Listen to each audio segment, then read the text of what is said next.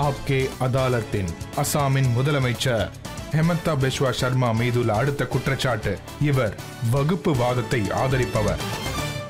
Himanta sir அஸ்ஸாமோட மிகப்பெரிய தலைவர் Badruddin Ajmal sir. அவர் என்ன சொல்லி இருக்காருன்னா, நீங்க முஸ்லீம்க்கு எதிரியாம, நீங்க காலையில் எழுந்துக்கும் போதே முஸ்லீம்களுக்கு எப்படி புதுவிதமா தொல்லை கொடுக்கலான்னு தான் யோசிப்பீங்களா, என்ன ட்ரபிள் கொடுக்கலான்னு யோசிப்பீங்களா? சரிங்க, இங்க பாருங்க, நான் ஒன்றும் ஆன்டி முஸ்லீம் கிடையாதுங்க. நான் ஆன்டி முஸ்லீமா இருக்கவும் விரும்பலைங்க. ஆனால் நான் பெருமையா ஹிந்துன்னு சொல்லிப்பேங்க. I am a proud Hindu. So proud ஹிந்துன்னு சொல்றதுக்கு அர்த்தம் என்னன்னா, 600 மதராசாக்களை பூட்டுங்க, அப்புறம் அதோட எண்ணிக்கை எல்லாம் குறைங்க, எல்லா மதராசாக்களையும் அடைச்சிடுங்க. எல்லாரும் நல்லா இருக்கணும்னு நினைக்கிறவங்க தான் மனிதர்கள். நான் மனசில் என்ன நினைக்கிறேன்னா, அதாவது முஸ்லீம் பசங்க பொண்ணுங்க மதராசாவுக்கு போய் அவங்க வாழ்க்கையே வீணடிச்சிடுறாங்க. ஸோ நல்ல சனாதனிங்கிற முறையில் நான் முஸ்லீம்ஸுகளுடைய நன்மையை தாங்க விரும்புகிறேன். அதனால் என்னை பொறுத்த வரைக்கும் மதராசாக்களெல்லாம் விட்டுறது தாங்க நல்லது. ஒவ்வொரு இஸ்லாமிய இளைஞிகள் டாக்டர், இன்ஜினியர் ஆகணும். ஹிமந்தா சார், முஸ்லீம் வீட்டு பசங்க எங்க படிக்கணும், என்ன ஆகணுங்கிறத நீங்க முடிவு பண்றீங்க, அதை அவங்களே முடிவு பண்ணுவாங்க. அவங்க முடிவு பண்ணிக்கிட்டோம். ஆனா நான் என்ன சொல்ல பூட்டுறத பாருங்க, ஒரு நிமிஷம் இங்க பாருங்க. முடிவெடுக்க வேண்டியது அப்பா அம்மாவுடைய வேலை தாங்க. ஈகோ சிஸ்டத்தை உருவாக்குறது தான் என் வேலை. ஸோ நான் ஒரு ஈகோ சிஸ்டம் உருவாக்கியிருக்கேன். இங்க பாருங்க, உங்களுக்கு இங்க ஒரு ஸ்கூல் இருக்கு, காலேஜ் இருக்குது, நீங்க படிச்சு டாக்டர், இன்ஜினியர் ஆகுங்க. ஸோ அந்த ஈகோ சிஸ்டத்தை உருவாக்குறது என்னோட வேலைங்க. ஆனா முடிவெடுக்க வேண்டியது அவங்களுடைய அப்பா அம்மா தான். முஸ்லீம் பொலிட்டீஷியன்லாம் அந்த முடிவு எடுக்க கூடாது. நீங்க சொல்றத பார்த்தா மதராசால படிக்கிற யாருமே டாக்டர், இன்ஜினியர் இப்பெல்லாம் ஆகிறது இல்லையா? ஆகிறதே இல்லைங்க. எங்கெங்க ஆகுறாங்க?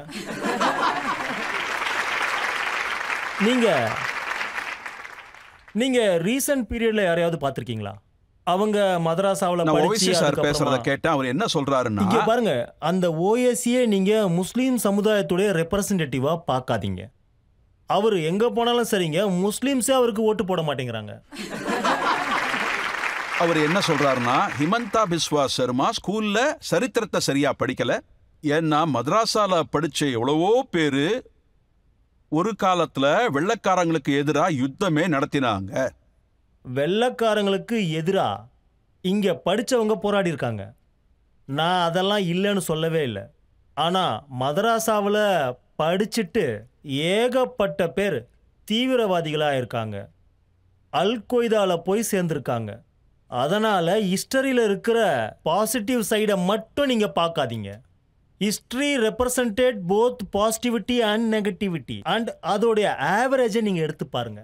ரீசன்ட் 30 இயர்ஸ்ல வேணா நீங்க எடுத்து பாருங்க, எந்த மதராசாவில் இருந்து எந்த பெரிய மனுஷன் உருவாயிருக்கான் சொல்லுங்க.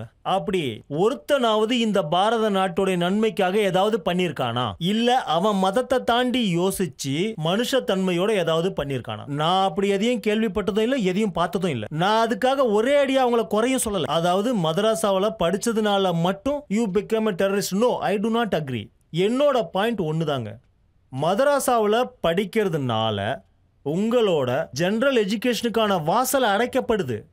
அதுக்காக நீங்க மதராசா போகணும்னு தேவையில்லைங்க. குரான் படிக்கணும், அதை கத்துக்கணும், அதன் படி நடக்கணும். ஆஸ் யூ ஆர் ஃபாலோயிங் இஸ்லாம். வீட்டில் படிங்க. மத விஷயங்கள்ல மட்டும் நீங்க மசூதியோடைய ஈகோ சிஸ்டமா ஃபாலோ பண்ணுங்க. ஆனா உங்க பையன் பொண்ணு டாக்டர், இன்ஜினியர், ப்ரொஃபஸர்னு ஆகிறதுக்கு வாய்ப்பை கொடுங்க. You may be his biological parent. ஆனா எதுக்காக, எப்படி நீங்க அவன் வாழ்க்கையுடைய கதவை மூட முடியும்? ஒருவேளை அந்த பையனுக்கு 16 வயசுக்கு அப்புறம் நான் தியாலஜிக்கல் ஸ்காலர் ஆக போறேன்னு நினைச்சா அவன் விருப்பப்பட்டு மதராசாவில் படிச்சுக்கிட்டோம். ஆனா சின்ன வயசுல நீங்க மதராசாவுக்குலாம் அனுப்பிடாதீங்க. அவங்களுக்கான ஆப்ஷனை ஓப்பனா வைங்க. நீங்க என்ன சொல்ல வரீங்கன்னா, ஸ்டூடெண்ட்ஸோட நன்மையை தான் விரும்புறேன்னு சொல்றீங்க. ஆனா அப்படி நன்மையை விரும்புற நீங்க மதராசால படிக்கிறவங்களுக்காகவே ஒரு சட்டம் போட்டிருக்கீங்க. போலீஸ் ஸ்டேஷன்ல அவங்கள பத்தி ரிப்போர்ட் பண்ண சொல்லியிருக்கீங்கல்ல. இங்க பாருங்க, இப்போ ஒரு சிச்சுவேஷன் டிமாண்ட் ஆயிருக்குதுங்க. இப்போ எங்க அசாம் ஸ்டேட்ல நாங்க அல் கொய்தாவுடைய மாடியூலை பிடிச்சிருக்கோம். 54 மாடியூல். இந்த 54 மாடியூல் படி இதுக்கு madrasa teachers who is coming from outside Assam அவங்க இன்வால்வ்மெண்ட் தான் காரணம். அதனால தான் நான் மதராசா கமிட்டிக்கு என்ன சொல்லியிருக்கேன்னா, வெளியில இருந்து யாரு வந்தாலும் முதல்ல ஸ்டேஷன்ல ரெஜிஸ்டர் பண்ணுங்க so that we can do due diligence of this character from the other government. பல நேரங்கள்ல பங்களாதேஷி சிட்டிசன் கூட அஸ்ஸாம்ல மதராசாவுக்கு வந்து வேலை பண்றாங்க. அல் கொய்தாவுடைய மொடியூல் டெவலப் ஆகுது. அப்புறம் அது மொத்த சமூகத்தையும் பாதிக்குதுங்க. அதனால unlike the impression in outside Assam, அஸ்ஸாம்ல நாங்க சமுதாய மக்கள் கிட்ட ஹோம்ல பேசினதுக்கு அப்புறம் தான் இப்படிப்பட்ட முடிவெல்லாம் எடுத்திருக்கிறோம். அதனால தான் அஸ்ஸாம்ல பாத்தீங்கன்னா எந்த கம்யூனல் ப்ராப்ளமுமே இல்ல. முஸ்லிம்ஸும் என்ன மதிக்கிறாங்க, ஏத்துக்கிறாங்க, என்னுடைய செயல்களை மதிக்கிறாங்க. அதே மாதிரி நானும் அவங்களுக்கு சேம் ரெஸ்பெக்ட கொடுக்குறேன். அவங்களுக்கு ரெஸ்பெக்ட் கொடுப்பீங்க, ஆனா ஃப்ரீடம் கொடுக்க மாட்டீங்க. நீங்க சொல்றது என்னன்னா 4 கல்யாணம் பண்றத நான் எதிர்க்கிறேன்னு. கண்டிப்பா எதிர்க்கிறேங்க, கண்டிப்பா எதிர்ப்பேன். என்னோட பொண்ண உங்களோட இல்ல என்னோட பொண்ண நாம ஏற்கனவே 2-3 கல்யாணம் பண்ண ஒருத்தனுக்கு கட்டி கொடுப்போமா என்ன சொல்லுங்க? எந்த ஒரு விஷயத்த நான் என் பொண்ணுக்கு பண்ண மாட்டேனோ அந்த விஷயம் முஸ்லீம் வீட்டு பொண்ணுக்கும் கண்டிப்பா நடக்க கூடாதுங்க. ஆனா இத நீங்க தடுக்க முடியாதுல்ல, இதெல்லாமே அவங்க விருப்பம். ஷரியால எல்லாமே அலோவ்டு, அத அனுமதிக்கிறது இல்ல. சொல்லாதீங்க சார். இந்த நாட்டுல எல்லாருக்கும் ஒரே சட்டம் தாங்க. அதை மாற்ற முடியாது, அதை தடுக்க முடியாதுன்னு சொல்றாங்கல்ல. நான் தடுத்து நிறுத்தி காட்டுவேங்க. I will stop them by the force of law. இதை சுப்ரீம் கோர்ட்டும் ஹை கோர்ட்டும் திரும்ப திரும்ப சொல்லிட்டாங்க. சட்டத்துல இந்த நாட்டோட அரசியல் அமைப்பு டைரக்டரி பிரின்சிபல்ல சொல்லிருக்காங்க, நீங்க யூனிஃபார்ம் சிவில் கோட உருவாக்குங்க. ஆனா காங்கிரஸ் தான் வேணும்னே ஒன்ன பதிய வச்சிருக்காங்க. அதாவது you cannot reform Muslim personal law. Indian constitution directs, not advice. Indian constitution directs all political people, including that people in the government, to work and to bring reform in Muslim personal law. இது நம்மளோட கடமைங்க. இது நம்மளோட responsibility. வரும்போது வரட்டுமே. இன்னைக்கு அவங்களுக்கு allot இல்ல இஸ்லாம்ல. ஒரு கல்யாணமா இருக்கலாம், 4 கல்யாணமா இருக்கலாம். நாம தான் நடக்க வைக்கணும். முஸ்லிம் பொண்ணுங்களே ஒத்துக்கும்போது நாம என்ன பண்றது? ஏங்க அப்படி எந்த பொண்ணாவது மனசார ஒத்துக்குமா? பொண்ணுங்களை அவங்க கட்டாயப்படுத்தி ஒத்துக்க வைக்கிறாங்க. because of some kind of reason. நீங்க அப்படி சொல்லுவீங்க. இங்க அந்த பொண்ணுங்களுக்கு ஒரு டிஃபர்மேட்ரியே கிடையாதா? அதாவது புருஷனுக்கு வயசு 70 இயர்ஸ், ஆனா பொண்டாட்டியோடைய வயசு பாத்தீங்கன்னா 28 இயர்ஸ், 24 இயர்ஸ். இது அவங்களுக்குள்ள இருக்கிற பிரச்சனை. நீங்க ஏன் உள்ள வரீங்க? இது தப்புங்க. ஏங்க அவங்க நமக்கு ஓட்டு போடுறது இல்லையா? உங்களுக்கு போடுறது இல்லையா? நாம என்ன இந்துக்களுக்கான இல்ல நாம என்ன இல்ல அவங்க எந்த மினிஸ்டருக்கும் ஓட்டு போடலையா என்ன? நீங்களா தான் அப்படி 2 சொசைட்டியா உருவாக்கி வச்சிருக்கீங்க. அவங்க பண்றத அவங்க பண்ணட்டும் விடுங்கன்றீங்க. அது எப்படிங்க? they are people of India. இந்தியால 2 அரசியலமைப்பு சட்டம் கிடையாது. எல்லா விஷயத்தையும் அப்படிதானே பாக்குறீங்க. சைல்டு மேரேஜ்ல ஒரு தடையை கொண்டு வந்தீங்க. இத பத்தி அஜ்மல் சார் என்ன சொல்றாருன்னா, இதுல 90% முஸ்லிம் இளைஞர்கள் தான், அவங்களுக்கு எதிராக தான் கேஸ் போட்டிருக்கீங்க. ஏங்க நீங்க சைல்டு மேரேஜ் பண்ணீங்கன்னா 99% கூட தான் வரும். இது சட்டங்க. சட்டத்தை மீறி நீங்க வயலேஷன் பண்ணா, இந்து வயலேட் பண்ணா ஹிந்து அரெஸ்ட் ஆவான், முஸ்லீம் வயலேட் பண்ணா முஸ்லீம் அரெஸ்ட் ஆவான், ஒரு குடிமகன் தப்பு பண்ணா அரெஸ்ட் ஆவாங்க. அந்த ரிலிஜனை நம்ம பார்க்கறதே இல்லையே. அது அஸ்மலோட வேலை, ஓஏசியோடைய வேலை. என் வேலை அது கிடையாது. அவங்க தான் மதத்தை தூக்கிட்டு சுத்துவாங்க. அவங்க என்ன அட்வைஸ் கொடுக்குறாங்கன்னா, இந்து பொண்ணுங்களுக்கும் சின்ன வயசுலயே கல்யாணம் பண்ணி வச்சிடணுன்றாங்க. ஏன்னா இப்ப காலம் மாறிடுச்சாமே. தெரியுங்க, அவங்க அப்படிதான் சொல்லுவாங்க. அதுக்காக நீங்க பண்ண விட்டுருவீங்களா? ஹிந்து பொண்ணுங்களுக்கு அவங்க கொடுக்குற அறிவுரை இருக்குல்ல, அதையெல்லாம் ஒரு அறிவுரைன்னு நீங்க ஏத்துப்பீங்களா? சொல்லுங்க. அவங்க என்ன அட்வைஸ் கொடுக்குறாங்கன்னா, ஹிந்து பொண்ணுங்களுக்கும் சின்ன வயசுலயே கல்யாணம் பண்ணி வைங்கிறாங்க. Do you think that some regards for human welfare? இவனுங்க இப்படி வந்து டிவியில இப்படி பேசுறானுங்களே, நீங்க அதுல இருந்தே அவங்க எண்ணத்தை நீங்க புரிஞ்சுக்கலாங்க. How they treat girls, how they treat the other gender. ஆனா ஒண்ணு பாருங்க, தங்கையா அவங்க பாக்குறது இல்ல. இப்ப கர்நாடகாவுல முன்னாடி ஒரு பிரச்சனை வந்து ஹிஜாப் போடக்கூடாது ஸ்கூல்ல காலேஜஸ்ல அப்படின்னு ஒரு தடை வந்துச்சு இல்ல, அதை நீக்கிட்டாங்க. இங்க பாருங்க, civilisational that will battle for valuations continues for many years. இப்போ உங்க ஆட்சிங்க, நீங்க தடையை ரிமூவ் பண்ணுங்க. திரும்ப எங்க ஆட்சி வரும்போது நாங்க பழையபடி தடையை போடுவோங்க. தர்மத்தை ஒரே டென்யூரில் எஸ்டாப்ளிஷ் பண்ண முடியாதுங்க. அதனால தான் நாங்கள் இந்த பாரத நாட்டோடைய ஆட்கள் சனாதனிகள் சில நேரத்தில் அவங்க இம்ப்ரெஷன் ஆகிடுறாங்க.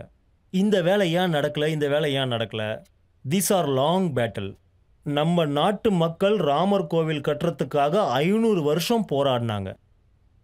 இப்போ ஹிஜாபுக்கு எதிராக பேன் கொண்டு வர்றதுக்கும் ஹிஜாப் மேபி பேண்ட் ஸ்கூலில். We are not against to ஹிஜாப். நீங்கள் வீட்டில் ஹிஜாப் போட்டுக்கோங்க. I am not at all oppose religious culture. இங்கே வீட்டில் மார்க்கெட்டுக்கு போகும்போது உங்களுக்கு ஹிஜாப் போட பிடிச்சிருக்கா, இல்லை அது மத சம்பந்தப்பட்டது அப்படின்னு நினைக்கிறீங்களா, நீங்கள் ஹிஜாப் போடுங்க. எனக்கு எந்த எதிர்ப்பும் கிடையாது. ஆனால் ஸ்கூலில் ஃபிசிக்ஸ் கிளாஸ் நடக்கும்போது அப்போ உங்களுக்கு ஹிஜாப் ஹெல்ப் பண்ணுமா இல்லையா? அதே மாதிரி ஒரே கிளாஸ்ல போய் பாருங்க. Uniform means what? அதாவது there is no religion, no no not எதுவும் இல்லை. நாம எல்லாரும் யூனிஃபார்ம்லி வில் பி தேர். அப்படி இருக்கும்போது why you are bring something which is against the concept of uniform. So இதை நான் ஒத்துக்கிறேன். அதனால இப்போ கூட நரேந்திர மோடியோ இல்லை பிஜேபியோ நாட்டில் எல்லா இடங்கள்லையும் இன்னும் ஆட்சியை பிடிக்கல. The battle for dharma still continuous. We have not reached the climax. இதை பாருங்க. அதனால சில நேரத்தில் அவங்க, சில நேரத்தில் நாம, இது நடந்துகிட்டு தான் இருக்கும். இப்படிப்பட்ட விஷயத்தினால ஒருவேளை நீங்க ஆன்டி முஸ்லிமா தெரியுறீங்களோ இல்ல என்ன? இல்ல முஸ்லிம் பாருங்க, எனக்கு வந்து முஸ்லீம் சமூகம் அவார்டு கொடுக்கணுங்க. ஏன்னா முஸ்லீம் வீட்டு பெண்களுக்காக நான் அந்த அளவுக்கு யோசிக்கிறேன். இங்க பாருங்க, நான் என்ன சொல்றேன், முஸ்லீம் இளைஞர்கள் யுவதிகள் டாக்டர் ஆகணும்னு சொல்றேன். நான் அவங்களுக்கு அகைன்ஸ்ட் ஆனவனா? நான் என்ன சொல்றேன், முஸ்லீம் பெண்களுக்கெல்லாம் ஒரே ஒரு ஹஸ்பண்ட் தான் இருக்கணும்னு சொல்றேன். அது முஸ்லீம்களுக்கு எதிரானதா? ஹஸ்ரத் முகமது என்ன சொல்லிட்டு போயிருக்காரு? அதாவது இஸ்லாம்ல monogamy is rule, polygamy is exception. So அல்லாஹ்வுடைய is the sole messenger as per Islamists. அவர் நபிகள் என்ன சொல்லியிருக்காரு? முஸ்லிம்கள் மோனோகமி பிராக்டிஸ் பண்ணணும்னு சொல்லியிருக்காரு. ஆனால் பாலிகமியும் நீங்கள் பிராக்டிஸ் பண்ணலாம். ஆனால் அதுக்கு ரூல் இருக்குங்க. You have to take the concern from the existing wife and that concern has to be voluntarily. இப்போ அப்படி நடக்குதுன்னு நினைக்கிறீங்களா சார்? நம்ம அரசியலமைப்பு எல்லாருக்கும் உரிமை கொடுத்திருக்கு. அவங்க தர்மத்தை கடைபிடிக்கலாம். அப்படி தப்பான விஷயம். அவங்க விருப்பப்படி இல்ல, அது தப்பான விஷயங்க. அரசியலமைப்பு அப்படி எந்த விஷயமும் தரல. அதைத்தான் உங்ககிட்ட சொல்லணும்னு நினைக்கிறேன். Directly principle of state policies. நான் பொலிட்டிக்கல் சயின்ஸ் ஸ்டூடெண்டா இருந்தவங்க. இந்திய அரசியலமைப்பு சட்டத்தை உருவாக்குனவங்க நமக்கு ஏற்கனவே இன்ஸ்ட்ரக்ஷன்ஸ் கொடுத்துருக்காங்க. நீங்க சீக்கிரமாவே யூனிஃபார்ம் சிவில் கோட சட்டமாக்குங்கிறாங்க. அதனால பாரத நாட்டில் ஒரு காமன் ஸ்டாண்டர்ட் உருவாக்கணுங்கிறாங்க on human values and human dignity. நம்ம அரசியலமைப்பு எப்பவுமே அலோவ் பண்ணல. நீங்க ரொம்ப சீக்கிரமாவே இதை இந்து நாடா மாத்த நினைக்கிறீங்க. நம்ம பாரத நாடே ஹிந்து நாடு தாங்க. நீங்க தான் தப்பா புரிஞ்சுக்கிட்டு இருக்கீங்க. பாரத நாட்டை யாரும் இந்து ராஷ்டிரியமா ஆக்க வேண்டிய தேவை இல்லைங்க. 6000 வருஷமா பாரத நாடு ஹிந்து சிவிலைசேஷன் தான். பாரதத்தில் வேற என்ன இருக்கு? இந்திய நாட்டில் இருக்கிற மூல முடுக்கெல்லாம் வீட்டில், கட்டடங்கள்ல, மூல முடுக்கில், ஆறுகள்ல எல்லாமே இந்துயிசம் தாங்க.